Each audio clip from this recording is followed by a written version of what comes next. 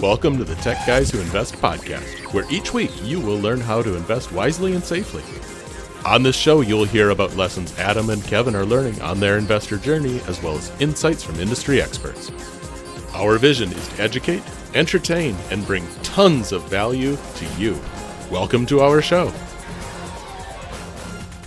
Welcome, everybody, to another episode of the Tech Guys Who Invest podcast, where each week you learn how to invest wisely and safely. Now, the way that you learn is going to be from action, and you can also learn from active investors like Adam and I. In fact, before we hit record, Adam and I were just chatting about some lessons that we're learning as we're going through our investor journey. And we said, you know what, we have to record this and share this with our listeners. So you're going to hear kind of effectively a live take of the lessons that we've just learned from our interesting opportunities. And Adam's got a really funny one that highlights how long it can take to get an opportunity, but I don't want to do too much spoiling of it. Adam, why don't you share with us what that opportunity actually is?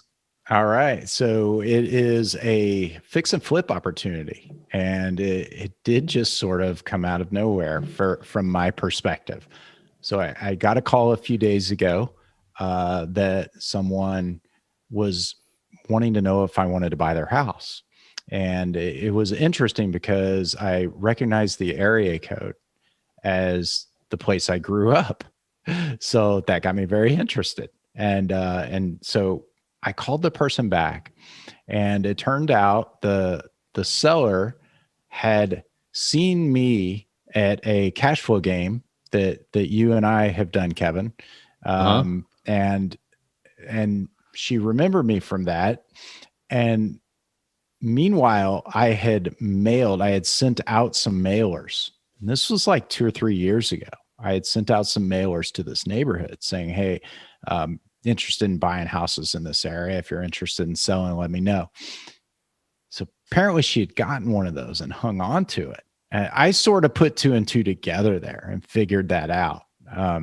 And so a couple years later, I get this phone call, and she's ready to sell the house. So I just thought that was just so crazy. Like all these different things happened that came together.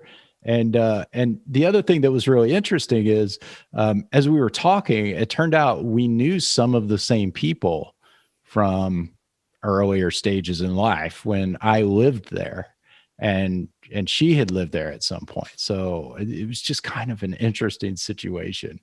So it was 2-3 years in the making. It wasn't an overnight thing. So if you're investing actively out there, it doesn't mean that if you didn't get a response the first time that it's end all be all. That's where the perseverance comes in. That's where length in the game comes in.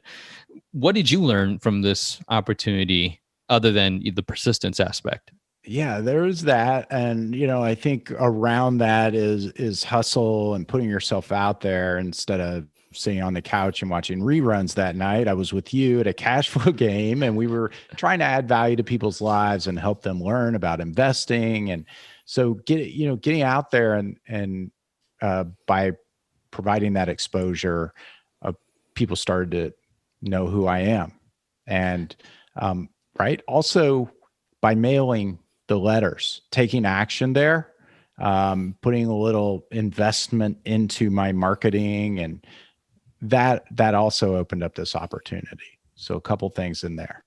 Yeah, I would make the argument that if you're going to invest wisely, there's a somewhat of an active component to it. And what I mean by that is if you are a passive investor in a syndication or a note participation partnership type of thing or a note fund, you should be doing your research. You should be researching the people you're going to be investing with, like you would research a tech company like Apple or Tesla or Google. Know what you're investing in. Should you know all the technical stuff? No, but know enough to make you comfortable, and then ask others around you to figure out, hey, what is this? What do I need to look for?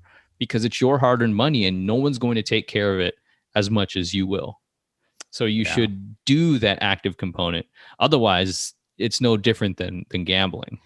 Something else that was pretty interesting in terms of a lesson learned from this whole thing is sort of making the opportunity work. I had to get creative about it because I'm not looking to flip houses, right? And I always check first, of course, to see if I could just turn it into a rental, but the numbers just wouldn't work that way. So I'm thinking an option would be to flip it. And I don't have experience flipping. So I'm not comfortable with a lot of the things that I would want to be comfortable with taking this project on. So I started thinking, how could I do this? Well, I could JV with someone. So I reached out to an investor friend of mine who does flip houses and is a buy and hold investor. He does all kinds of real estate stuff, and presented it to him, and he was interested in it. That gave me more confidence. He was able to validate some of the analysis I had done, but I knew he had a lot of experience behind him. And I had a lot of confidence when we were talking that if I partnered with him, we could make this work. Okay.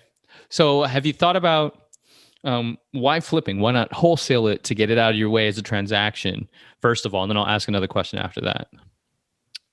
Yeah, I kind of thought about that. I'm not interested in wholesaling at all. One of the things about wholesaling that I don't really like is I feel like if you can't get the contract flipped, you sort of hose the person. I mean, she actually had a reason why she needs to move it fairly quickly. And if she can't do that, it puts her in a worse position than she's in now.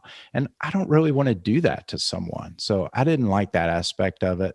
And she is aware of what wholesaling is and didn't want to sign an assignable contract either. Gotcha. What about maybe selling on terms? Selling it, buying it seller finance or something, unless obviously she has a particular need. Or when you guys flip it and you were looking at a rental wouldn't work, but maybe seller financing it from there, or owner financing it rather. Yeah, we would and could consider those types of options when it came time to sell it. And I think me and the person I would partner with would both be comfortable looking at those types of options as well. Love it. That's awesome. I love that. That's a good lesson you learned from just being an investor. Like that just happens. Things of that nature tend to occur when you're constantly in the game. Yeah. One big thing I learned from this is just figure out what you need to do to make yourself feel more comfortable so you can make something like this work. And I kept coming up against the fact that contractors are not available right now. And I was worried that if I took it on and tried to do it myself, I would run into an issue where I couldn't get contractors to do the work. And then I would end up sitting on this thing forever. And that would be a really bad situation. But as soon as I talked to my investor friend, all of that changed because he has connections, he has access to contractors and some crews and different things like that. So the point there is, find out what it is that's making you uncomfortable to move forward and take action, or preventing you from taking action on an opportunity, and try to address that. Figure out what you can do to remove that impediment to you moving forward so you can take action and potentially make some money. I love it. That's an awesome anecdote for sharing that.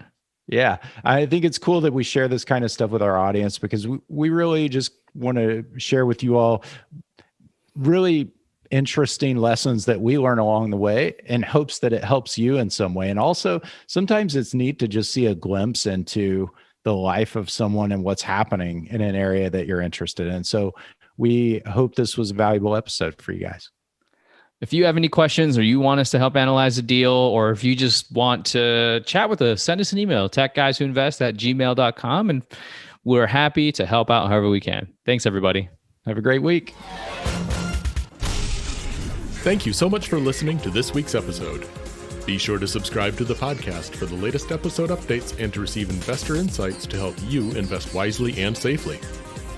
You can join the TGWI Insiders community at tgwipodcast.com/subscribe. Don't forget to leave us a review on Apple Podcasts. The feedback helps us grow and helps us give you the best investing content out there. For a step-by-step guide on how to leave a review, head over to tgwipodcast.com/review. And lastly, we'd love to connect with you. The best way to reach us is by sending us an email at techguyswhoinvest@gmail.com.